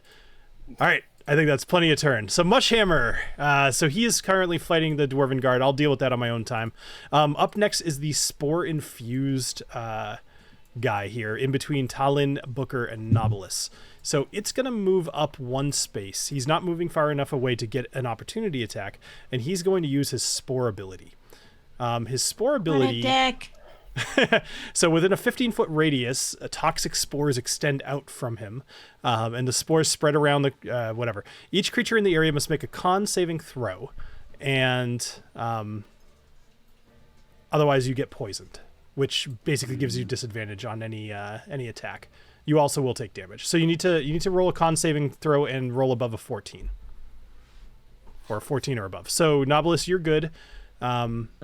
So you are going to take 5 points of damage, but you do not have the poison status. Okay. And then TaLin, you are going to take 5 points of damage, but you do have poison. So you are going to have disadvantage on any attack that you do. Yep. All right, cool. So you see his mushroom cap just erupt in all these spores, and you're finding it even harder to breathe, even among all this fire and flame. He laughs a bit, and then he's actually pretty much just going to stand right there. His entire purpose is to do this. So this tentacle... Booker did do a Constitution saving throw and got a 17. So does he have disadvantage? He does not, but he'll take 5 points of damage. Thank you for the reminder. Okay. I forgot about Booker. Cool. All right, so down here with Drog and Lil Grizz. So the tentacled arm kobold is going to kind of go to town on Drog here. Drog, I forget what I named him, whatever. Big D. So he's going to take 8 points of damage, which is about half his hit points. He is also going to make a venomous strike against him, which is going to paralyze him unless he makes a con save of 12 or higher, which he does. So this tentacle wraps around Drog and just kind of like it stings him a bit, tries to paralyze him, but Drog kind of shakes it off. You see Little Grizz kind of jump up, grab bite the tentacle, and the kobold pulls it back. He's gonna make another tentacle attack as he whips him a second time. That will be enough to make Drog go unconscious. Oh no! So Drog is going to fall to the ground. Lil Grizz is behind him now, staring at this tentacled kobold who is now staring at Lil Grizz. All right, up next is another creature kind of coming around the side.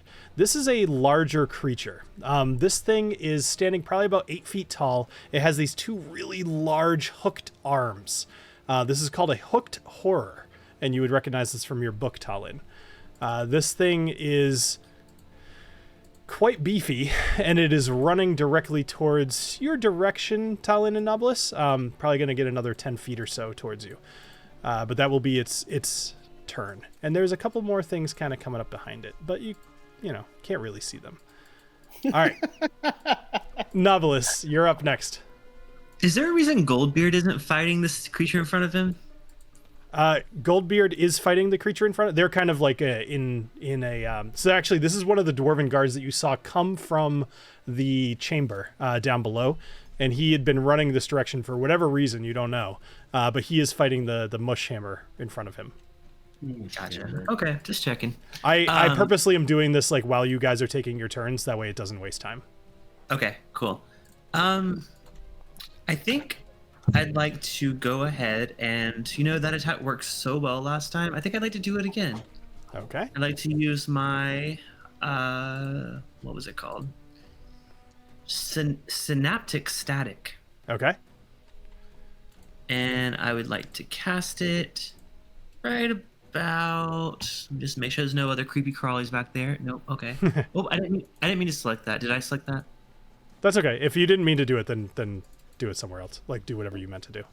Basically, on all the guy in the creepy crawlies behind him. Okay, cool. All right, so you are going to use Synaptic Static on the guy in the creepy crawlies behind him, which is probably a good idea.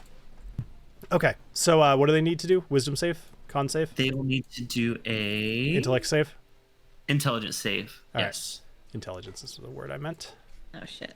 The intellectual devours? That's not good. Well, I will say at this point, TaLin, you do recognize them. They are intellect devourers, and they are about the size of a small dog, kind of following behind this hook horror. So the hook horror rolls a 10. Let me know what I'm doing with this. Is it based on my AC? I'm sorry, what? How do I know what score they need to beat? That's the question I'm asking. What square they need to be? What score so they need to be? They must. Oh, I'm sorry. It's your saving spell saving throw. Spell DC 18. They need to be in 18. Okay. Damn. Yep. So all three of them fail. All right. So they'll take 8d6 damage. Okay. Go ahead and roll for damage. Oh, I love seeing that. Yes, 31. All right. So both. Well. Man, you're ruining all my fun, Knobolas, with this new spell. I like it. Sorry, I don't want to get I see these guys coming. No, it's.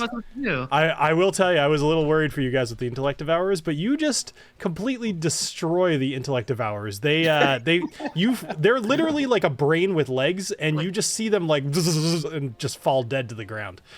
Does that mean you think we didn't have much intellect and we would die quickly? Like that's what that sounds like. That you were worried for us. More so like if you fail against the Intellect Devourers, it's a real big problem for you. So the hooked horror does take some damage, but it seems kind of dumb. Although it does take some damage, it's not that bad, and it's still coming hurtling towards you. Gotcha. Just a reminder that they do have muddled thoughts for 1 minute after that, and then it must roll a d6 and subtract that number rolled from all of its attack rolls and ability checks for a full minute. So good. All right, so what I'll do is I'll roll a d6 now just to save time later. So it'll subtract a 4 from whatever it rolls later. All right. Okay. Cool. What's next? I just would like to shout out to everyone and be like, guys, there's some creepy hooker over here. Not the one that I met before. Creepy. Sounds like story of Knobolas' life. Sounds like your kind of night. Sounds like your kind of night, Knobolas. There you go. Nice. All right, TaLin, you're up. You have a spore infused. You have disadvantage on any attacks that you take, and there's just this cloud of spores around you, and you see this little monster kind of lurking in front of you. Okay. So, is he flanked? He would be flanked at this point, yes. Yes, finally, he's flanked. I actually don't really know what that means, but I know it's a thing. It means that you would get advantage on the attack. So right now it's a straight roll. Disadvantage and advantage. I was gonna say, so does that cancel out my disadvantage? Okay, yes. I'll take that. Sweet. All right, I'm gonna light him up because I can. Light him up. And I didn't do it the last time, which is my little cantrip produce flame. Okay, go for it. Oh damn! Woohoo! 23. 23 will hit. I bet that hits.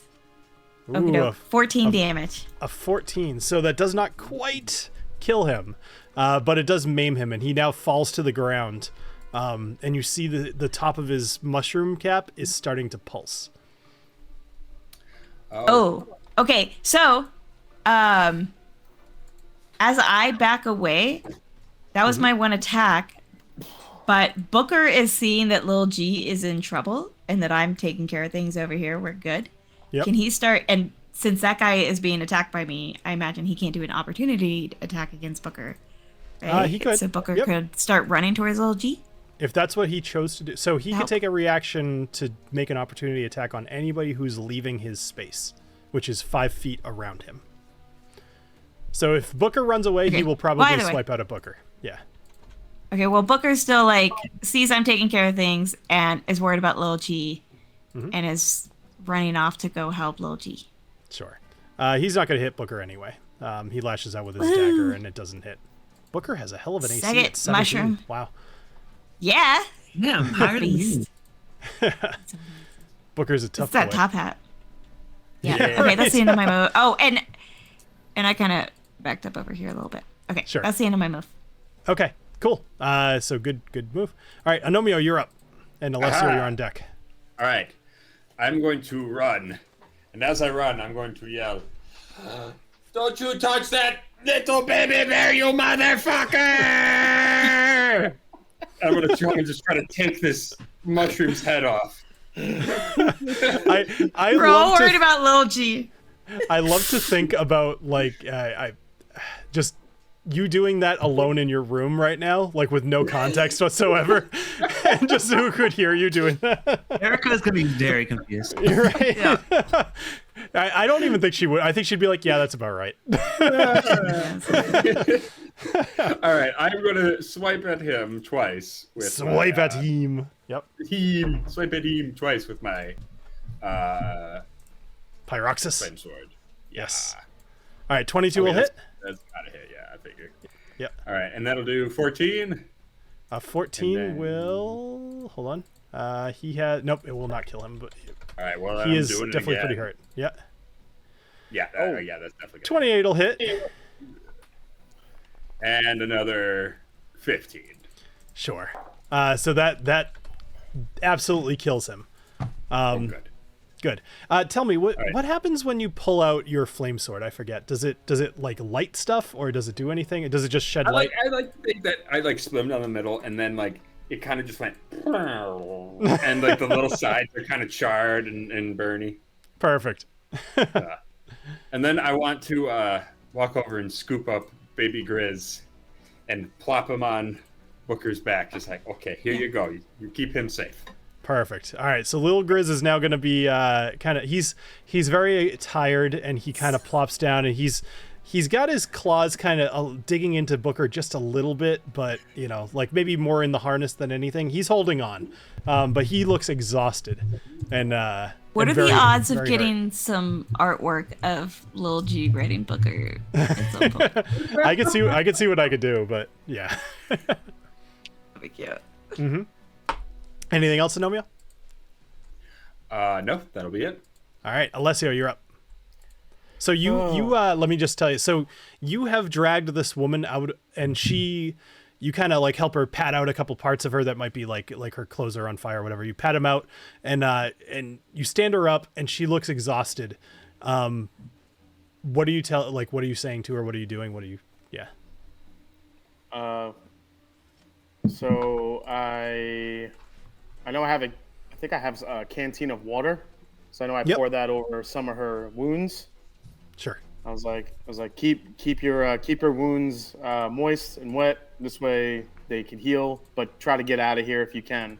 If not, find a safe space and get out of here. Awesome. All right. So she takes your canteen. She says, she thanks you, and she says, thank you so much for saving me. I would have been dead without you, and you're truly a hero. And you see her kind of run off to the east, towards the massive like cave entrance of Urngorzuk is the direction she's heading. Okay. I'm a real American hero. Okay. All right. from Armageddon. South. Okay, so what I'm gonna do is I'm gonna go over to the Southeast. to the one attacking Mush Hammer. Okay. Yep. Down here. So I'm gonna dash down here and get behind him, and attack with my Rhyme Guy's Glacial Sting. Fantastic. So you'll get an advantage on that attack, and assuming you hit, you'll, all the things. 17 will hit. Sneak attack damage if you want. Let me go over that. Sneak attack damage.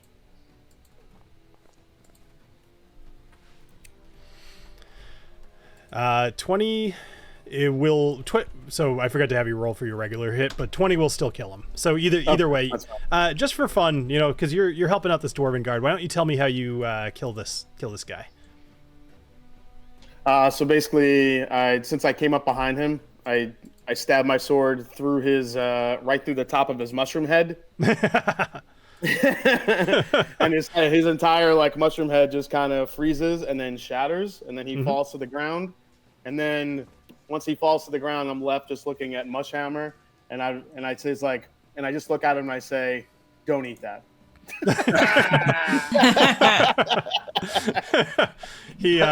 So the dwarven guard, he actually he looks at you and he thanks you and he says, I have my suspicions about you, but for now I am in your debt. And you see him, he runs off to the south as well. Cool. All right. So up next or did you have anything else that you wanted to do?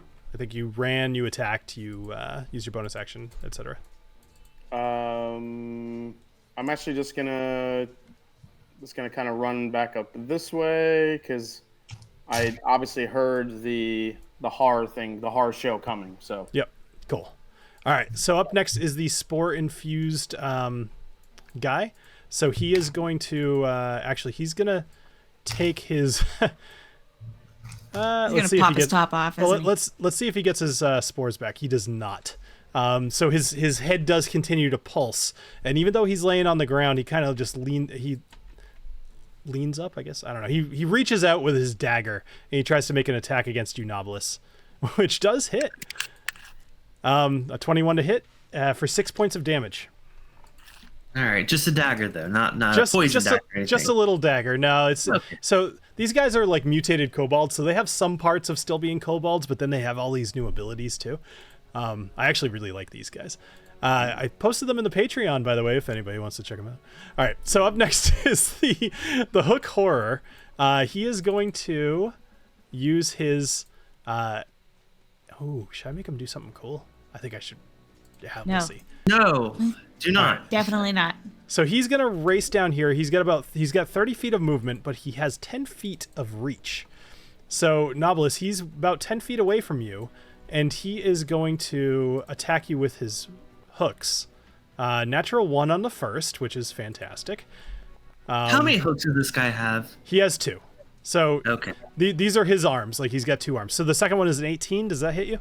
Yes, it hits. All right, so an 18, so he's going to do 13 points of damage to you, and I believe that'll be it. All right, cool. So up next is Knobolas. So you've got the spore-infused guy laying on the ground, still kicking right at your feet, and then you have this hooked horror kind of just bearing down on you. Yeah, I'm going to use my Eldritch Blast 1 at the guy right below my feet. Okay. I see a double nipple situation happening. Oh, of course. So many nipples. Sorry. Yeah, that's okay. Of course, the bottom one.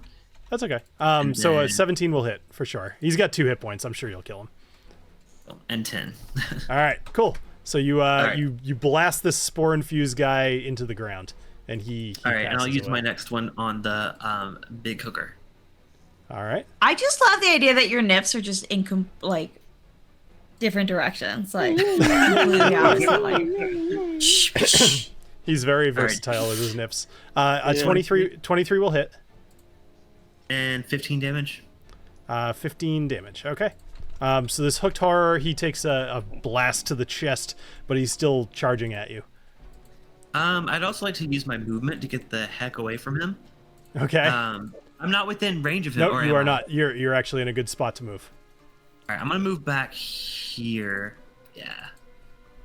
So, just a bit out of range right here. Okay. Cool. All right. Anything else? That's it. Okay. Cool. Up next is TaLin. Yeah, so TaLin read the book, and this guy's kind of scary. So, she's also kind of trying to just run out of reach. Hey. Oh God! Oh, Yeah. See? I told you. He's It scary. took me a minute to get that in there. Sorry. All right. Looks So like a monster from Surprise, Return- on one looks like side the is- Return of the Jedi monster at the bottom. it does a little bit. Yeah. Yeah. Gonna run. This guy's in my way now. I couldn't see where I was trying to go. Basically, I'm trying to like kind of take cover, Sure. but I don't think I can quite make it. Booker's still helping out Lil G, so I will also boop-a-doop. I'm now too far away for the flames, so I will bow and arrow this douchebag. Okay. I'm gonna bow and arrow him. Ding.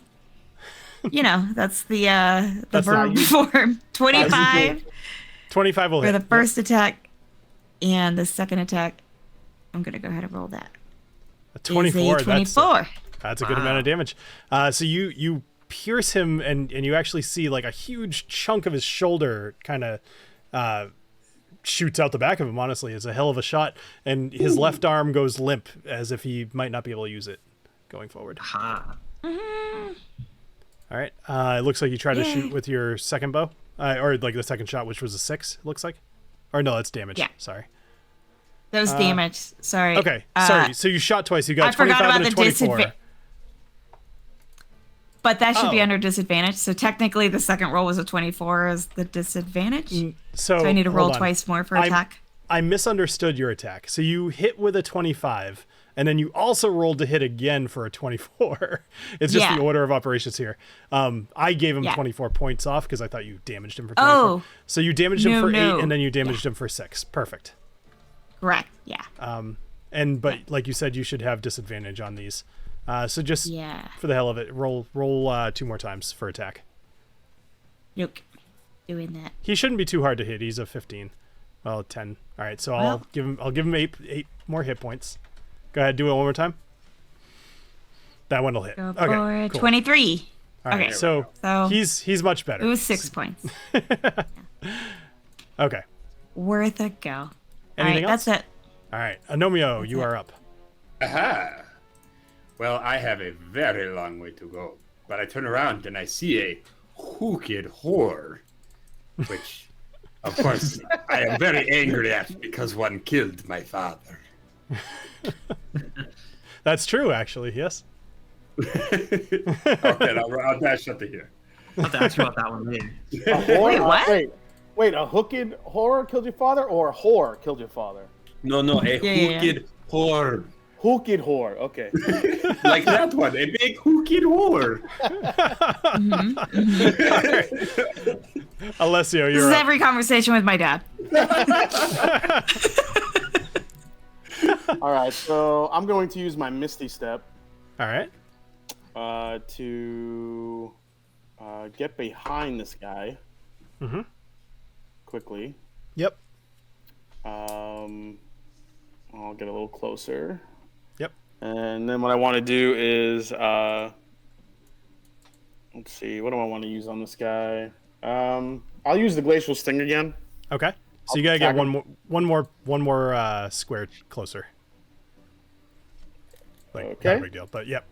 Just right. because. Yep. Go for it. Just because you want me closer to him, I get it. I sure So do. Rhyme-wise Glacial Sting, I'll do an attack, and I get advantage, correct? You do. Yes, I'd give you advantage on this one. You came up behind him after apparating from nothing, so I'd say you'd surprise him, and I'll give you advantage. All right. Nice. Which is good because you rolled a nat 1 on one of those. So I know, seriously. 26 will definitely hit. Go ahead and roll your damage. Okay.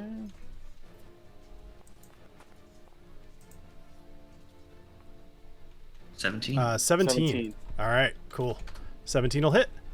I mean, 17 damage. He's not quite dead yet, but he is looking pretty hurt. Okay. All right. Anything else?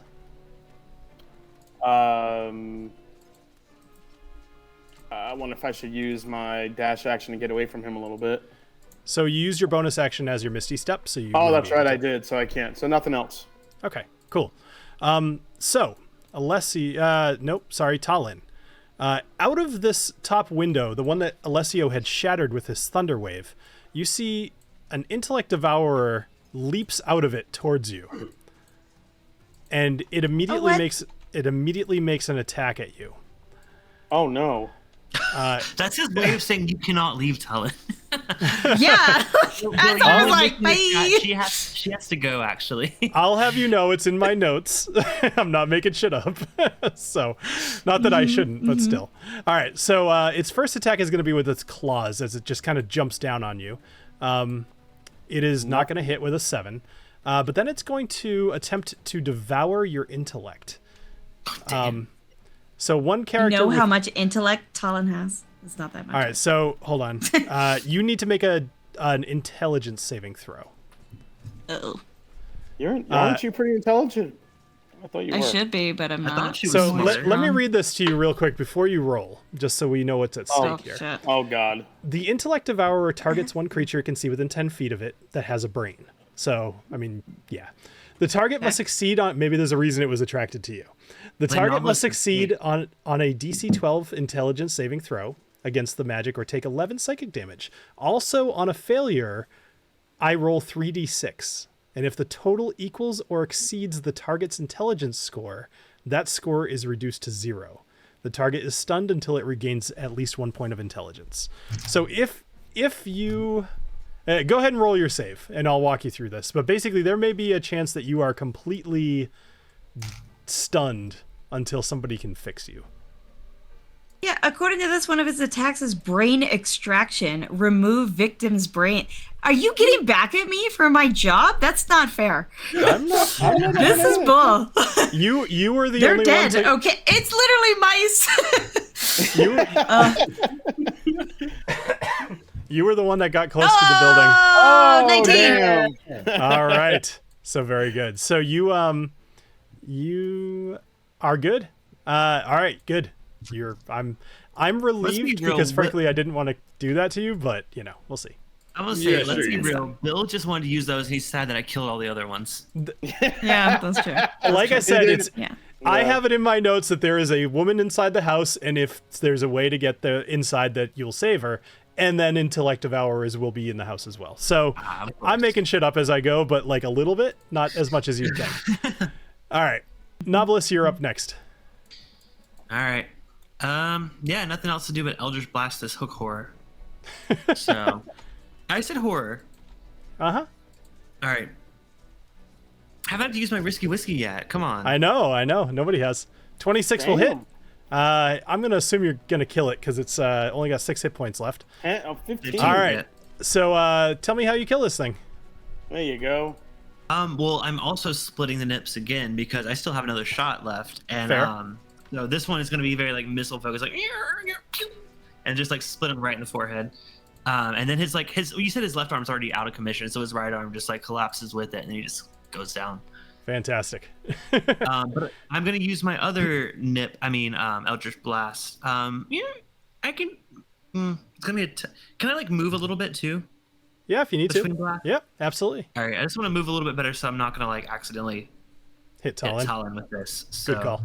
I'm gonna back up a little bit, maybe shoot over this guy's dead body and shoot at the intelligence sucker, whatever his name was. Yeah. Let's do that. All right, attack. 15. 15 will hit. Go for it. All right, damage.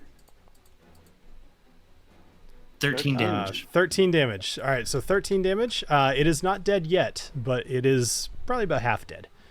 However, it's the last character on the screen. So I know. Did you have anything else, Knobolas?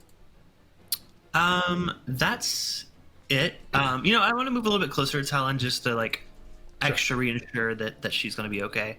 Sure. So I'm going to move So TaLin had to step away. I had told her that we would end early tonight, but unfortunately I didn't. She's been begging, but it's all so that's okay. So Agnomeio, you're up. Okay. I like to think I'm just charging at the hooked horror, and then it's like I see him get killed, and I just kind of turn around and start charging at the intellected horror. I love the little legs. It's like a duck under the water. It's just you like come on the top, but the legs are going 100 miles an hour. All right, and then Paroxys, just all kinds of Paroxyses. Fantastic. He's got 8 hit points left. Do it. 17 hits. That'll hit. And 15 points. Wow, all right. 15 damage. Okay, yeah. I think... All right. Excuse me. So the last intellect devourer falls dead. And it is at this point that you realize just how blazingly hot it is in this area as these buildings are completely becoming engulfed in flames. We're going to come back to this. We're going to come back to this next week as you guys are in the Platinum Weave and heading towards the Skyway. So that will be it for tonight. Well done, guys. I was a little worried for you with the Intellect Devourers. I was really hoping that nobody would roll really poorly, because it actually gets a lot worse after I make you dumb. Oh, sure. Like he gets like it straight up will eat your brain, and then you're just dead. Like there's nothing other than a wish spell that can bring you back, and you have to do it within one. Like you would have your character would actually be dead. So damn. Yeah. Good thing that didn't happen. I know, right? But I kind of want to like make you guys worry a little bit more. So we'll see what else I can do. All right. Well, thank you guys all very much for joining us here on Dungeons and Drams, and thank you guys for playing. Make sure to check out the links in the description to all of our stuff, Patreon, shirts, all of our places on the internet, and we will see you here next week. So cheers, everybody. Cheers. Thanks, old Umble. Yes, thanks, old Umble. Yeah.